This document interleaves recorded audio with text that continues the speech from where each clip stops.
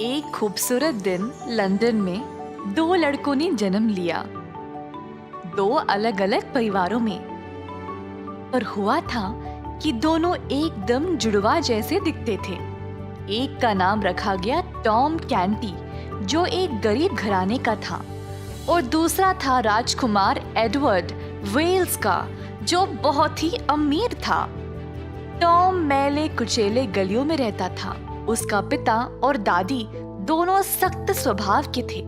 उसकी माँ थी सुशील और उसकी बहनें भी थे।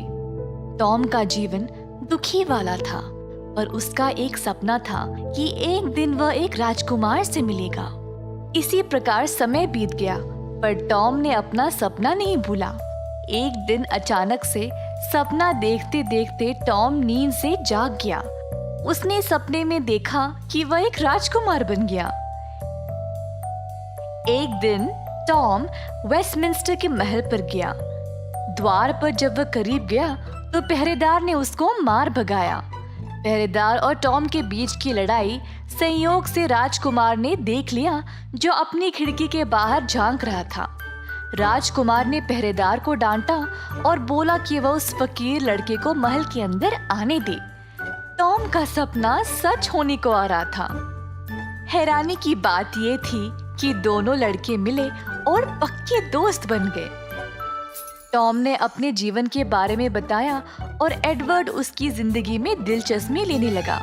उसको टॉम का जीवन कमाल का लगा। उसी समय राजकुमार एडवर्ड के दिमाग में एक अजीब विचार आया। मेरे पास एक योजना है जो शायद हम दोनों के लिए फायदेमंद होगा। क्यों ना हम अदला बदली कर ले? क्या तुम पागल हो गए हो क्या? क्या हुआ? तुमको तो वैसे भी बहुत शौक था ना एक राजकुमार की तरह रहने की। मुझे इन ऊंची दीवारों की आगे वाली जिंदगी भी देखनी है। शायद ये काम आ जाएगा। वैसे भी हम तो रूबरू एक जैसे ही दिखते हैं। तो दोनों ने थोड़े समय के लिए अदला बदली करने का निर्णय ले लिया। दोनों ने एक दूसरे को अपने कपड़े दे दिए। एडवर्ड महल के बाहर निकल गया और टॉम बैठ गया सिंहासन पर। अब एडवर्ड बाकियों की तरह बस एक फकीर लड़का था।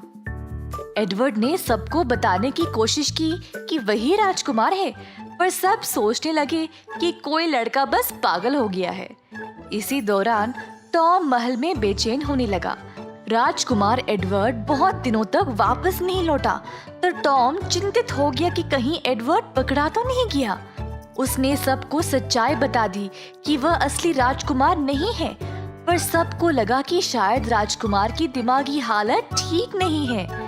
राजकुमार के पिताजी महाराजा हेनरी ने सबको ये आदेश दिया कि कोई भी राजकुमार के दिमाग की हालत के बारे में बात नहीं करेगा। राजकुमार के रूप में टॉम के पहले दिन बहुत कठिन थे, क्योंकि उसको राजमहल के रिवाज और तौर तरीकों के बारे में कुछ नहीं पता था। जो पानी हाथ धोने के लिए था वह उसको पी गया। ऐसे काम करने लगा।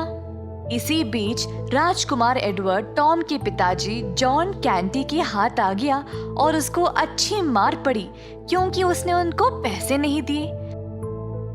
अपना ही बेटा समझ के वो उसको घर ले गया।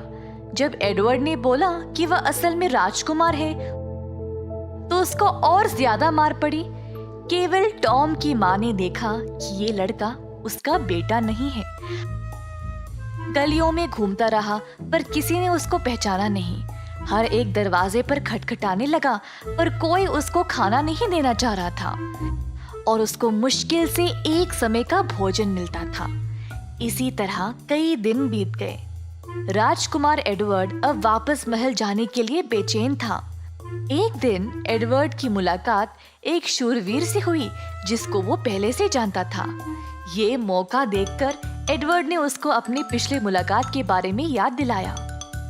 वीर ने एडवर्ड से वादा किया कि वह उसकी मदद करेगा।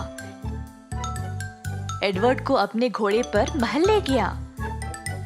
इन सब के बीच महाराजा हेनरी की मृत्यु हो गई थी, और सब लोग टॉम को अगला महाराज घोषित करने की तैयारी में थे। टॉम के पास और कोई रास्ता ना रहा सिवाय महाराज बनने की तैयारी में लगे रहने की। और महाराजा का ताज था उसके सामने। टॉम को दरबार में लिया गया और वहाँ पर थी बहुत सारी भीड़ जो अगले महाराज को देखने के लिए जमा हुई थी। प्रीस्ट साहब ने अपनी प्रार्थना पूरी की और हाथ में ताज लिए टॉम के सर पर रखने ही वाले थे जब अचानक से एडवर्ड दरबार में घुस आया। टॉम हैरान रह गया। उसको पता था कि उसको क्या करना था, पर वह अपनी पुरानी गरीबों की जिंदगी में वापस जाने को डर रहा था। पर आखिरकार उसने अपना फैसला लिया और आवाज ऊंचा करके सबके सामने सच बोल दिया, मैं राजकुमार एडवर्ड नहीं हूँ, वो है। तो अंत में असली राजकुमार एडवर्ड को सिंहासन पे बिठाया गया। टॉम की सच्चाई और ईमानदारी एडवर्ड को बहुत पसंद आई। उसने टॉम को महल में ही जगह दे दी। टॉम एडवर्ड का मुख्य सलाहकार बन गया और महल में ही रहने लगा। राजकुमार और फकीर भाइयों की तरह बन गए और मिलकर राज्य पर सम्मान से और उदारता से राज किया और सारी प्रजा का ख्याल रखा।